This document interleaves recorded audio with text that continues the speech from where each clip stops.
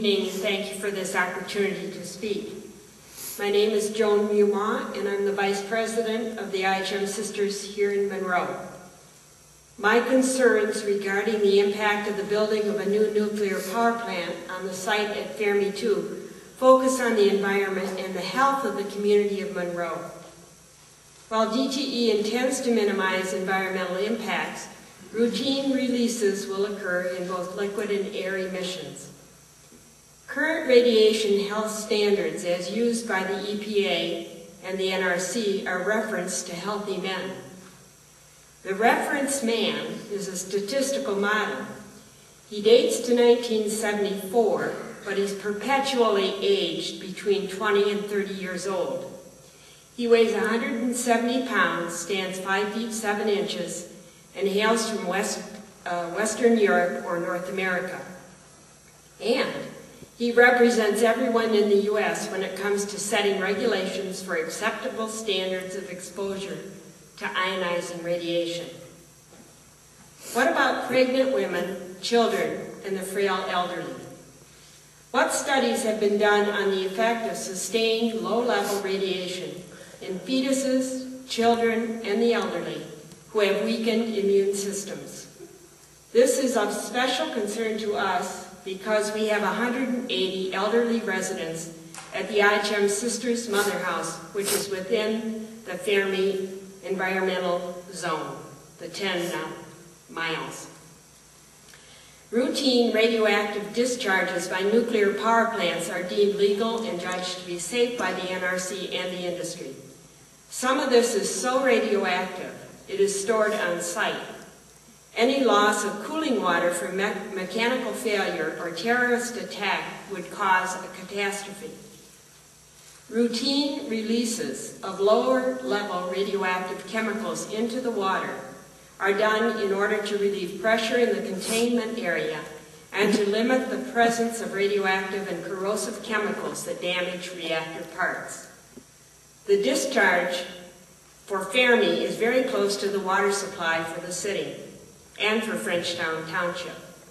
Not all radioactive isotopes can be filtered from the water prior to its release.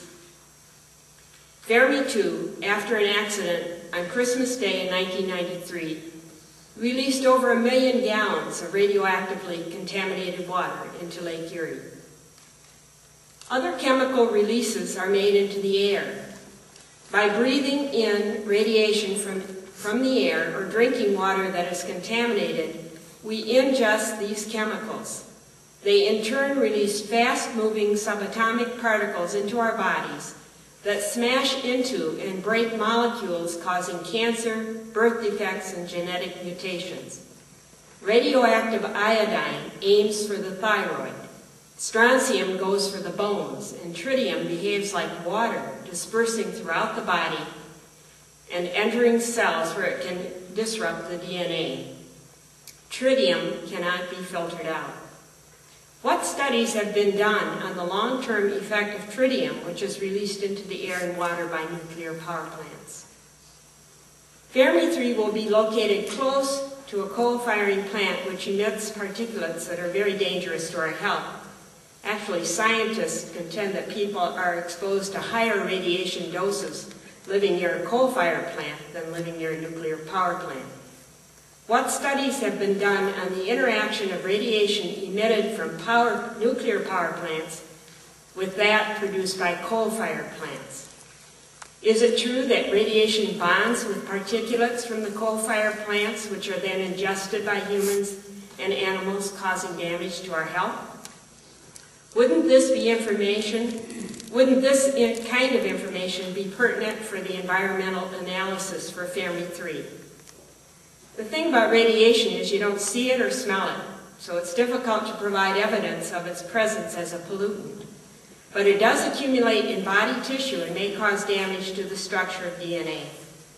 The National Academy of Sciences National Research Council, in its report on health effects of radiation exposure, states that the preponderance of scientific evidence shows that exposure to radiation at even barely detectable doses over long periods of time can cause DNA damage that leads to cancer, especially in fetuses and children.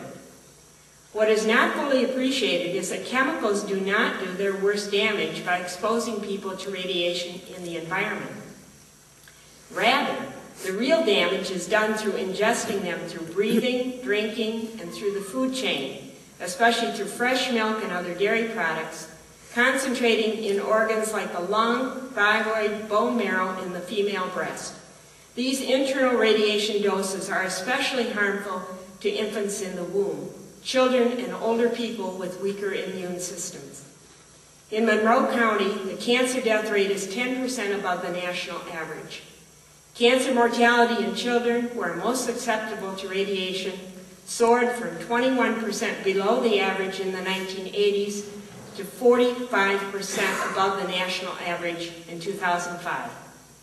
What studies have been done in Monroe County on the incidence of cancer, especially in children, and its possible causes?